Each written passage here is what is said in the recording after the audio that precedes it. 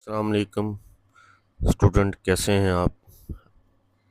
मुझे लगता है आप उम्मीद से हैं सब ठीक ठाक होंगे।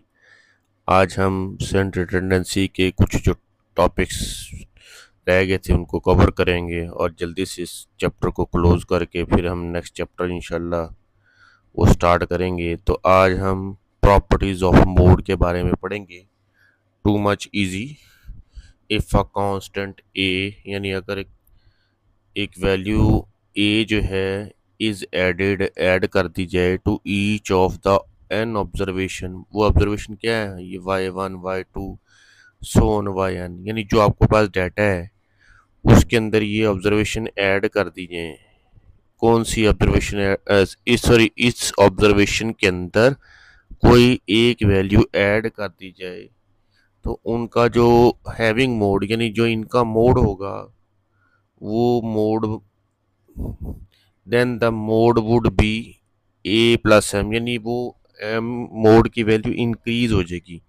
ए प्लस एम का मतलब है कि वो मोड जो है वो इंक्रीज हो जाएगी उसकी वैल्यू। ठीक है जी। अब उसकी एग्जांपल देखते हैं फिर दूसरी को डिस्कस करते हैं। हमारे पास एक एग्जांपल दी है 5 5 2 3। तो मोड की हमने जो डेफिनेशन पढ़ी थी वो ये थी कि most frequent value ungroup data में most frequent value in the given data is called mode. तो ये देख रहे हैं कि 5 जो है वो सबसे ज़्यादा मरतबा रिपीट हुआ है डाटा के अंदर, तो वो हमारा मोड है एक्स हैट। मैंने 5 लिख दिया, इसको मोड की ए की वैल्यू, इसको हम यूनी मॉडल बोलेंगे। ये तो आपका जो डाटा ओरिजिनल फॉर्म में दिया था ये उससे मोड आया। अब क्या करेंगे? अब ये होगा कि वो कह रहा है इसी डाटा के अंदर ये ऊपर जो लिखा हुआ था, if a constant a is added to each of the observation n observation y1 y2, यानी ये जो हमारी ऑब्जर्वेशन है ये y है, y1 y2 y3, ठीक है, y4। और इससे जो कहता है हैविंग मोड, यानी ये जो इसका मोड आया था उन, ठीक है, इनका मोड ये आया था। अब क्या करेंगे?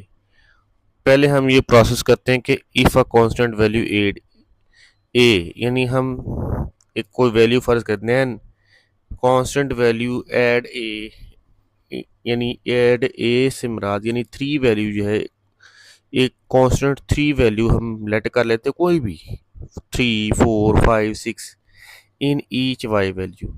अगर हम इस 3 वैल्यू को इन सब के अंदर ऐड करते हैं, देखो 5 + 3 8, 5 + 3 8, 2 + 3 5, 3 + 3 6। तो ये वैल्यू एक कांस्टेंट वैल्यू जो हमने इसके अंदर ऐड कर दी। अब मोड क्या होगा? देखें, ज़ाहिर बात है कि डाटा चेंज हो गया तो उसका मोड भी इंक्रीज़ हो जाएगा। जब वैल्यू इंक्रीज़ हो गई है तो उसका मोड भी इंक्रीज़ हो गया। अब यहाँ पे मोस्ट फ्रीक्वेंट वैल्यू कौन सी है? इसमें मोस्ट फ्रीक्वेंट वैल्यू क्या है? 8। तो 8 हमारा मोड हो गया। तो आप ये देखिए, पहले मोड 5 था, अब कांस्टेंट वैल्यू ऐड करने से हमारे क्या हो गया? क्योंकि डाटा इंक्रीज़ हो गया, मोड भी इंक्रीज़ हो गया। तो हम ये कह सकते हैं अगर हमने डायरेक्ट इसको सॉल्व करना हो ए प्लस ए एम जो है ना, तो उसको कैसे करेंगे वो ये बताना चाह रहा है। ठीक है ना, उसको आप ऐसे भी कर सकते हैं, इसको आप ऐसे भी कर सकते हैं। देखें जो इसने ये लिखा था, यानी अगर आपके पास वो कह रहा है जी कि अगर आपके पास मोड की वैल्यू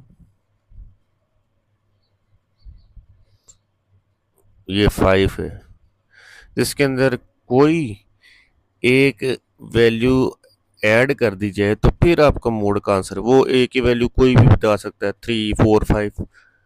मैंने यहाँ पे 3 बताई, ठीक है। तो वो पीछे एग्जांपल में आपको 3 बताई थी, वो सारे ऐड की थी, तो आंसर कितना? 8।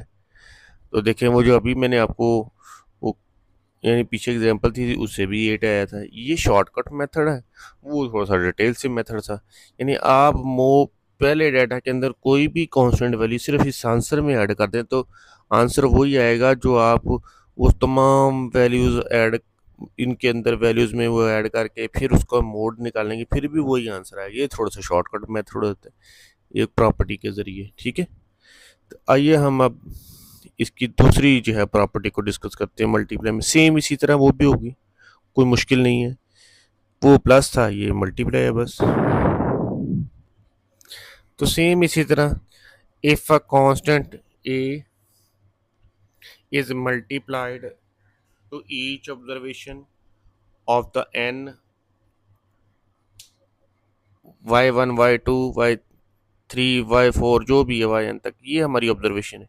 वो कहता है इसमें से इन तमाम वैल्यूज़ को किसी एक कांस्टेंट वैल्यू को मल्टीप्लाई कर दिया जाए।